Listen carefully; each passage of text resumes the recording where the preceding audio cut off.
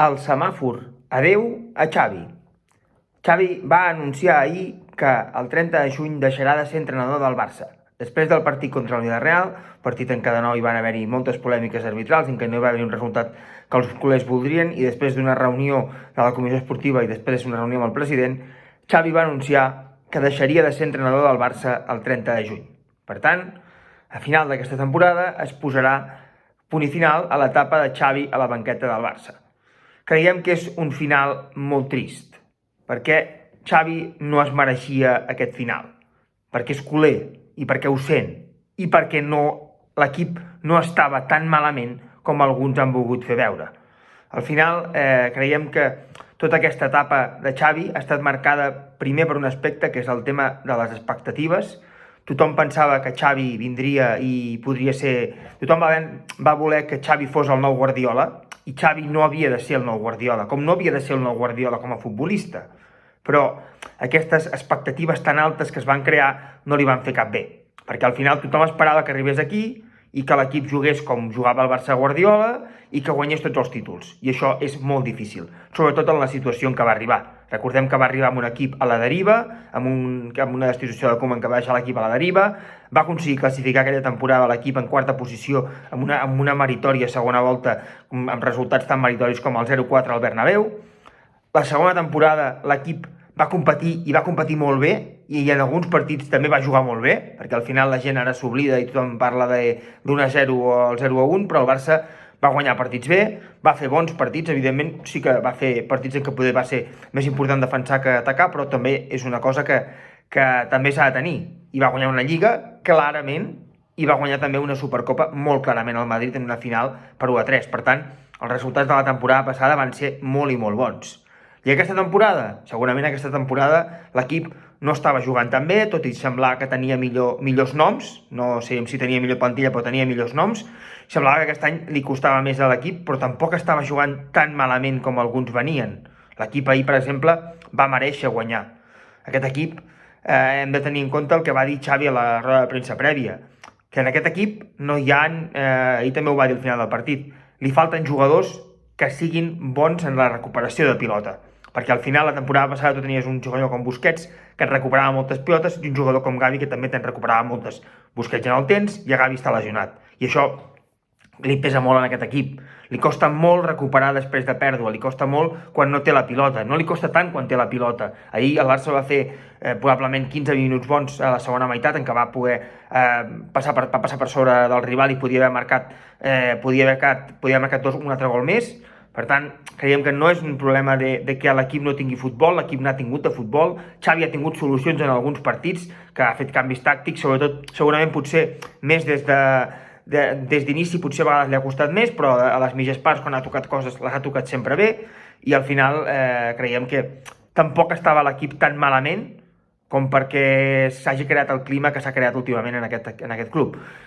Com diem, això és culpa de les expectatives, perquè la gent esperava molt de Xavi i esperava que fes un equip dominant de seguida, esperava que fes el que va fer Guardiola el 2008, però Guardiola el 2008 tenia un senyor que es deia Leo Messi, i Xavi no el tenia. Per tant, al final les comparacions amb Guardiola, amb Valverde, amb Koeman, s'han de fer també tenint en compte aquest context, que tots ells tenien a Messi i Xavi no el tenia. Com diem, l'equip no estava tan malament, però s'ha creat aquest clima, aquesta tensió constant, en què semblava que tot anava fatal i que l'equip estava fent partits horrorosos. Tu escoltaves algunes retransmissions d'algunes ràdios i si no estaves veient el partit semblava que l'equip estava jugant fatal, s'estava passejant, quan aquests partits, en altres moments, amb altres entrenadors, no ha passat res. Per tant, segurament també hi havia una intencionalitat en alguns de crear aquest clima, i tot aquest clima i totes aquestes expectatives s'han portat per endavant a Xavi. També, com diem, hi ha una part de mèrit seu, del seu cos tècnic segurament, de no haver aconseguit fer funcionar l'equip. Hi ha una part de mèrit també de la direcció esportiva del club, segurament avui, aquesta temporada, alguns dels reforços que han arribat no estan tenint el rendiment que s'esperava, jugadors que semblava que podien donar a l'equip un salt de qualitat, no ho han fet per ara. Estic parlant, per exemple, dels dos Joaos, estic parlant, per exemple, també de jugadors que han arribat amb aquestes, de Gundogan també, per exemple, que han arribat amb unes expectatives molt altes i que de moment no estan fent fer aquest salt de qualitat a l'equip. Com diem, hi ha hagut un demèrit també de la direcció esportiva, també segurament del club, de la part directiva, perquè al final són els que han de prendre les decisions també, al final aquí ningú s'escapa de les culpes, com diem, i al final el que creiem és això, primer de tot, que hi ha hagut un tema d'expectatives, i segon també que hi ha hagut un clima que s'ha generat que no era el més propici. Alguns diran que sempre ha passat això a Can Barça, sí, sempre ha passat, sempre hi ha hagut problemes, sempre hi ha hagut un entorn complicat, però segurament últimament, els últims anys, amb tot plegat, encara sigui més complicat i encara hi hagin més vies o canals per poder enviar els teus missatges, molts d'ells interessats, no ens oblidem, al final, quan un llegeix un tuit o quan un llegeix una notícia, ha d'entendre qui escriu el tuit o qui escriu la notícia, i al final tothom té els seus biaixos i aquí és bastant clar que hi ha hagut un biaix perquè Xavi semblava que ho feia tot malament, Xavi havia d'anar fora, Xavi out, i ara ja ho han aconseguit. Al final, segurament molts d'ells no anaven en contra de Xavi, sinó que anaven en contra d'altres. Molts d'ells el que volien és que volen ser-hi ells i que no hi siguin els altres, però tot això, unit de que segurament l'equip aquesta temporada no ha tingut el rendiment que s'esperava, però que no era un rendiment tan baix com s'estava dient, ha possibilitat aquesta sortida. Esperem, com diem, hem de quedar-nos quan acabi amb tot el bo que ha fet Xavi, perquè Xavi és una persona que ha fet moltes coses bones en aquest equip. Com diem, hem aconseguit resultats molt bons, l'equip ha jugat partits bons en diversos partits bons, l'equip ha guanyat títols que en un equip en la situació econòmica i en la situació esportiva que va arribar Xavi era un mèrit absolut guanyar els títols que el Barça va guanyar la temporada passada i no els hi vam donar valor. Va semblar que no era res guanyar una Lliga i guanyar una Supercopa contra un equip, per exemple, el Madrid, que es gasta 100 milions cada temporada per fitxar jugadors. Sí, és veritat que tu te'n vas gastar en fitxar jugadors la temporada passada, en les famoses palanques, que ara em sembla que no ens serveix ningú dels que es van fitxar l'any passat, quan molts dels que quan es van fitxar aplaudien amb les orelles, ara resulta que no els hi serveixen aquests jugadors i que allò també va ser una mala decisió. A toro passat, tothom pot opinar, tothom pot dir que eren males decisions. Al final el tema era dir-ho quan tocava, no ara. I al final, com diem, s'ha de recordar el que ha fet Xavi al club, perquè, com diem, és una llegenda del club, i no ho diem en el sentit que es deia a vegades com amb Koeman és una llegenda i... No. Xavi ha fet moltes coses en aquesta pas per la banqueta del Barça, n'ha fet moltes de bé, segurament n'haurà fet algunes de millorables, segur. Jo no sóc la persona que menys crítica ha set. Jo he set crítica amb Xavi en alguns moments, però segurament era perquè volíem que fes alguna cosa, que anés un pas més endavant l'equip, li demanàvem tots, no volia jo tampoc, no volíem l'excel·lència aquesta que alguns demanaven i que semblava que havia d'arribar, perquè al final l'equip estava com estava.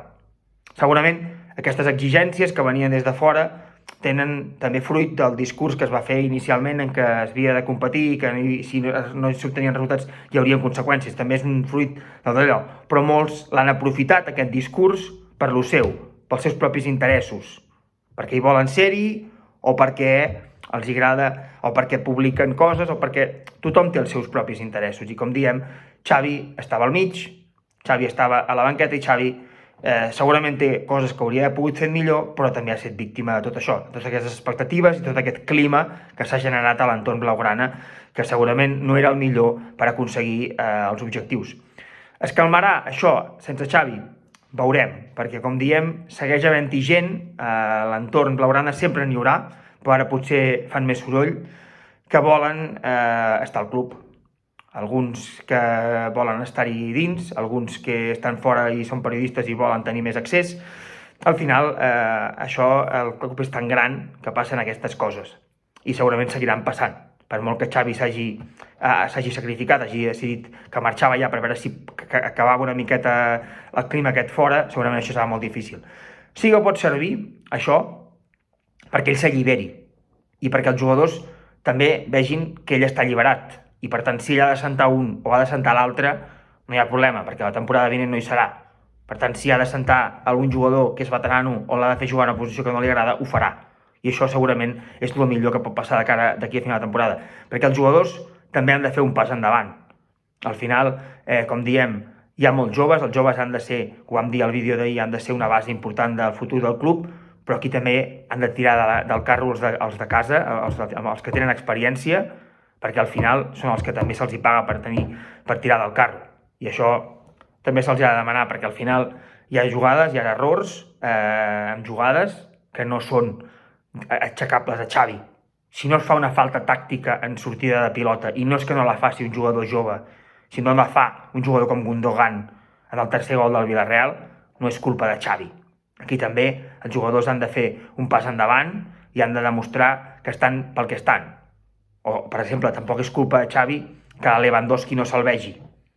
Per tant, com diem, s'ha de fer un pas endavant, han de fer-lo tots. Esperem que d'aquí a final de temporada, amb aquesta situació de que Xavi marxi, el puguin fer tots, i segurament el que volem és donar-li les gràcies a Xavi per venir quan va venir, perquè altres no haurien vingut en aquella situació, per venir en una situació molt complicada pel club, venir aquí a ajudar el club en aquestes temporades, fer-lo competir en aquests 2 anys i mig que haurà portat quan acabi, i sobretot lamentar que hagi hagut de sortir així, perquè no s'ho mereixia.